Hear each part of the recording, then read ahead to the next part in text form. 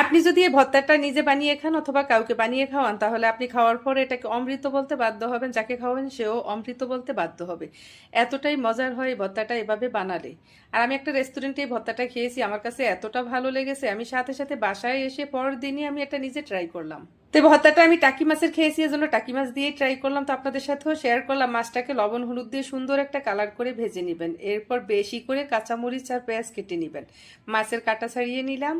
তো মাছের কাঁটাটা একটু সুন্দর করে ছাড়িয়ে নিবেন। টাকি মাছের মাঝখানের কাঁটাটা সরিয়ে নিলে তেমন একটা কাঁটা থাকে না, যা ছোটোখাটো দু একটা থাকে সেগুলো একটু ভালো করে বেছে নিলাম। এই তো এবার সাথে বেশি করে পেঁয়াজ আর কাঁচামরিচ, যে ঝাল যেরকম খেতে পছন্দ করে, মাছের সাথে যেহেতু লবণ দেওয়া আছে তো আমি সামান্য একটু লবণ দিয়ে দিলাম। আর এখানে বেশ খানিকটা সরিষার তেল অ্যাড করতে হবে। আমি দেখতেই পাচ্ছেন, প্রথমে আমি হাতে তেল নিয়েছি, কোষ করে তেলগুলো বেয়ে বেয়ে করছিল, এরপরে আবার দিয়েছি বেশি করে তেল দিয়ে এভাবে করে হাত দিয়ে ভালো করে চটকিয়ে মাখিয়ে নিতে হবে। এই ভর্তাটার সাথে একদমই ধনিয়া পাতা অ্যাড করার কোনো রকম দরকার নেই, এখানে সরিষার তেলের স্মেলটাই অনেক বেশি সুন্দর। আর এই ভর্তাটা আমার এই রেসিপিতে বাসা বানিয়ে খেয়ে অবশ্যই আমাকে কমেন্ট করে জানাবেন যে কেমন লেগেছে। আমার কাছে তো ভীষণ ভালো লেগেছে। ভালো থাকবে।